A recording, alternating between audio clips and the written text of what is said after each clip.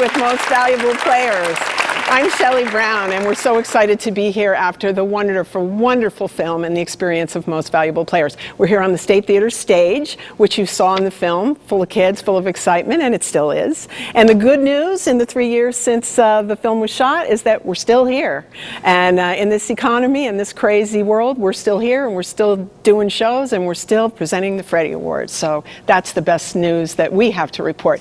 And so let's get to it. I want to introduce you to the Most Valuable Players that are here with us now. First, Chris Lockhart, who is the producer and the writer of Most Valuable Players. Jen Wesco from Freedom High School. Jill Keebler from Emmaus High School. Mark Stutz from Parkland High School. Katie Wexler from Emmaus High School. Allie Mosser, Emmaus High School. John Andriatis from Freedom High School. Amanda Costalis from Freedom High School. And Danny Youngelman from Freedom High School. Danny, you're the only one who I think people probably don't recognize because you were 3 years younger in the film. But here you are now all grown up, and we'll talk about that because you're a current Freddy kid. So we'll talk to you in a minute. But I want to start with Chris Lockhart. As I remember a phone call I got about 3.5, almost 4 years ago, where you said, we're from LA and we want to make a movie. I mean, how did you find us? YouTube. YouTube. I was just Googling and... At work? No. No, I was at home. It was a Sunday morning.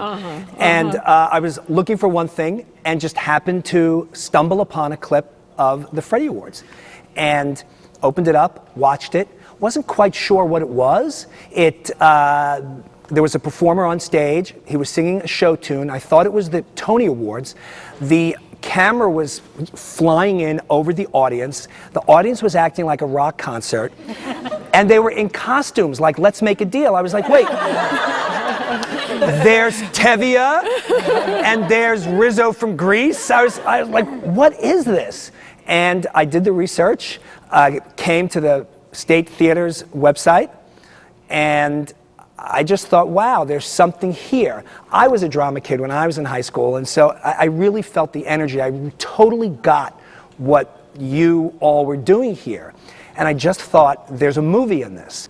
And you came here. We came here maybe 2 months later. There was a lot of back and forth, and then we came here. We met everybody. We stayed 3 or 4 days, and it managed to work itself out. He convinced us.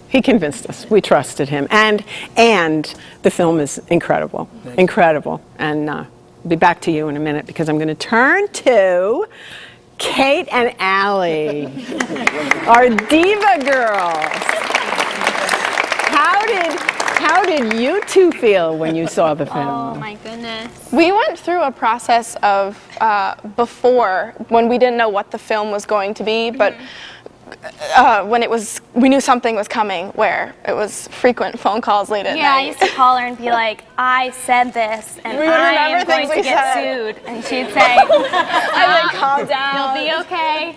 But, yeah, it was crazy. Yeah. It's kind of like a look into sort of how we were every day. Now, do you feel, when you look back on it, how are you now that you're old women? Yes. Yeah. Since we have aged so much. Yes. It's pretty true, like Mark said, too. I mean, I've always been very honest. Allie's been very honest. Yeah. We kind of bring out the worst or best, whatever you prefer, in each other. Yep. So it spoke very true to who we were, and I think who we still are. Yeah. Now tell the audience. I mean, you are acting. I mean, you are in a program. Yeah, I'm a senior in college, and I will graduate with my BA in musical theater with full intent that by May of 2012 to be living in New York and hitting the pavement. I've already been to a bunch of open calls and working on getting an agent. So yeah, this is real, and what I did in high school was leading up to it. And that's what you always wanted. I mean, the Freddys did not change you to a theater student. You knew that's what you wanted. I think it helped. Having that validation of my talent was like, okay, maybe I can make this work to, make the decision to do that in college. And Allie, how about you? Yes, I'm a senior at University of Pittsburgh. I'll get my BS in psychology, and I plan on applying to PhD programs in legal psychology, actually. So no theater for you? No theater. I miss it a lot, and I mean, I'd love to do it on the side, but I'm just so busy with school, but I do miss it. Well, you never know. Yeah. You never know. Yep. And you two, you two are just precious. I almost went through the movie screen when you were talking about our judging process. Yeah, we discussed That was an education for me. We know. We didn't mean it. But Sometimes. Oh, that makes me feel so much better. You do stuff for attention. That's probably what. Well, you got it. You got it. Which brings us to the owner of the golden shoes, John. I do own those. John yes. Andriotis. Those are mine. You were Thanks to my dad, of course. truly adorable in the movie. How did you feel when you saw the film? And there you were. I mean, Oh, yeah, well, I the mean- soccer player. Yeah, right. I mean, when I saw it, it was just like eye-opening. I just can't believe they put something so great into something that I love. You know what I mean? I love theater. I love the Freddy Awards. I mean, coming back and even emceeing whatever I did Yep. for that. I mean, it was awesome. You killed me when you said that it was 1/3 acting, 1/3 singing, 1/3 1/3 dancing, and you didn't yeah. have any of the third. No, I'm not But sure you did if I okay. Yeah, I did okay, right, yeah. I mean, I tried my best, and I guess I got a Freddy Award. Well, you know, and theater, we tell people this all the time when they talk about the competitive nature of it, and I know you guys will want to weigh in on that. Right. It's about heart. It's about the performance. There's just this thing. It isn't necessarily about, Right. you know, all And the I think components. I It's- saw that. I think, like, when I got the award, I realized, like, they saw, like, how much heart that I put into that role. I just love that role, the Conrad Birdie going a little bit like this and swaying the hips and it a was little the bit. shoes too. The shoes. I mean, the shoes, yeah. I think that's what got me the Freddy Award. But Yeah, well. but it wasn't the heart. It wasn't the heart. It was the shoes. But yeah. And Miss Amanda, our shy girl, our shy, wonderful star. Amanda, tell everybody what you're doing now. I'm going to be a senior this year at Moravian College.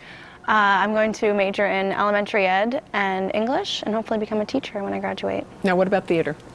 I miss theater, just like Allie said. I've been so busy. I work, I go to school for a million hours every day. And in the fall, I'm going to be student teaching, so I'm not going to have a life, is what my professors have told me. I'm really excited about that. That'll be great. But I would like to have it in my life. I miss singing and I miss being on stage. It's a part of me I can't ignore. You know, it's just something that you can always find a way to go back to. You know, you can Very find true. your way. It's open to anyone. Yes, it is. Yes, it is. Yes, it is. And I'm sure you will be back. Danny, over here on the end, last but not least, in the film, you were really young, like little, with Jen Wesco, and you've been in Freedom shows for many years, not as a high school student. And what our audience doesn't know is that you're the current crop of Freddie student and had some really great moments in our show just this last May. But when you were little and you saw the Freddy Awards, did you want to be in it even as a little kid? Ever since I was little, I always had a passion for it. I mean, my grandma instilled that in me. But the first time I went to the Freddy's was when we did Bye Bye Birdie, and I was just sitting in the audience watching my soon-to-be school perform. Was like, I can't even explain to you the feeling even now, and it's been so many years. It's so amazing to me. I don't know. Now, what was it like for you this past year as a nominee for Outstanding Actor, and you had a couple of really big solos in front of this incredibly loud, full theater. What was that like for you?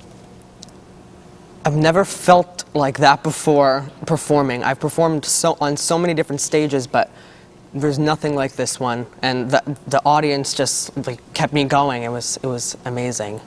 Now, how do you all feel about the competitive nature of the program? I mean, because when we do get a hit, it's about, well, they're competing. How do you feel about that? Joan, who wants to be first? Amanda. Well, I'm not a very competitive person at all. So I came in just preparing myself like, okay, everybody's gonna be really mean and we're all gonna hate each other.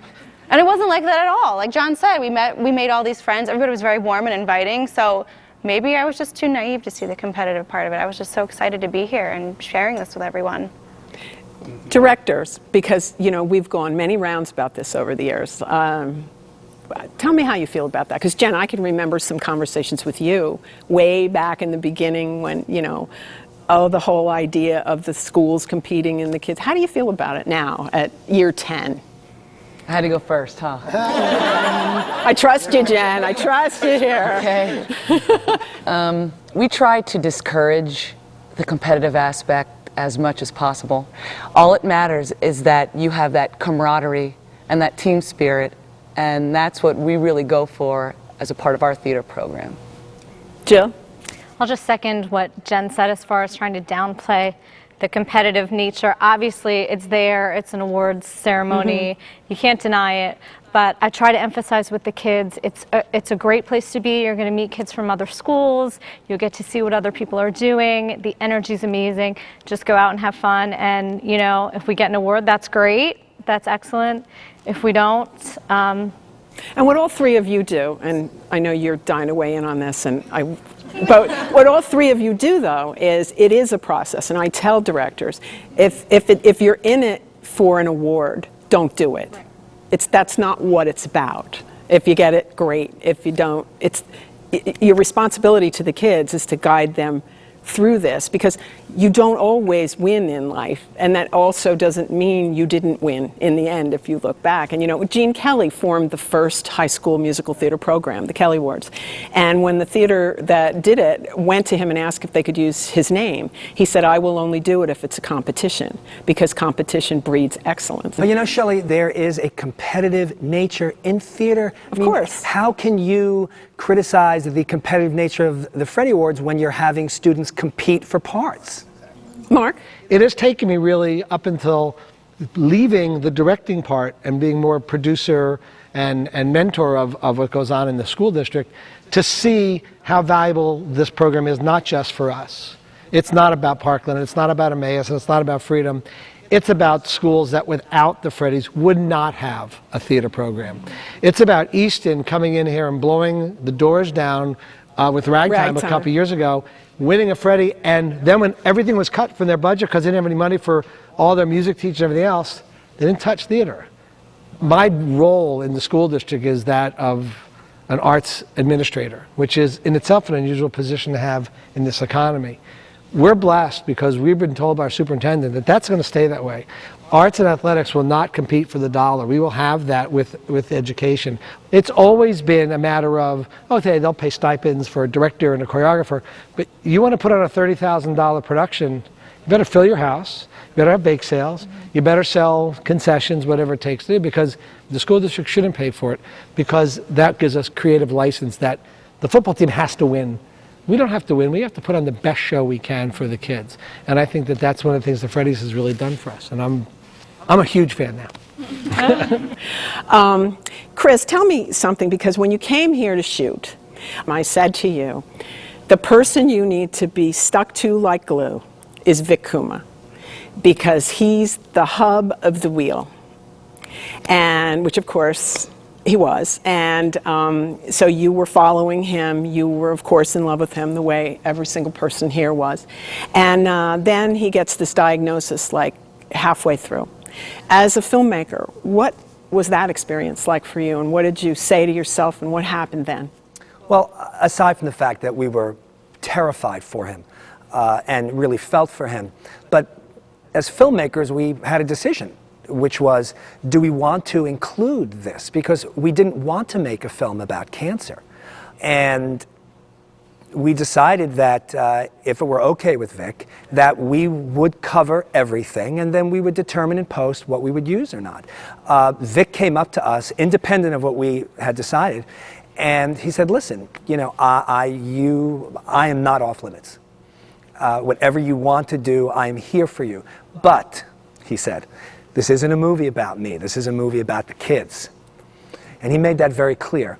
And it was very hard in post to see him over and over and over again, knowing that he wasn't here anymore. But yet he was very much alive for us. Oh, he's here. He's here. Well, we've had a lot of luck with this film, and we hold him accountable. Well, you know, it was such a strange thing, and when I look at this film now, and I think about, Jamie and I talk about this, if you had come a year earlier or a year later, it would have been an entirely different film. And the fact that you came the year that you did was it was meant to be, because he was such an important part of the story. As a documentarian, that's what's exciting about the art form, which is that you go in expecting to make a movie about one thing, and then life says, well, you know, yeah, we're going to rewrite the story a little bit for you. Vic, by the way, went pretty much straight from his desk to the hospice. I mean, he was so devoted to this theater and to the Freddy program, and he is still very much a part of the Freddy Awards. I mean, I can't emphasize enough, and so it was just so wonderful that you were able to capture his essence in this film. So thank you, everybody. I mean, to come back and to be a part of this. Thank you, Chris. Thank you. For doing this film and making us all famous. We appreciate it. We appreciate it. And if you, in your own community, if you want to start a program like this, you can always call us. But you know, I mean, we stole it. You can steal it from us. But it's a wonderful program and has created just amazing memories and many gifts for you guys, which I'm sure you'll recognize more and more as the years go on. Thank you, Chris. We love you. And thank you all for being here with Most Valuable Players. Thanks.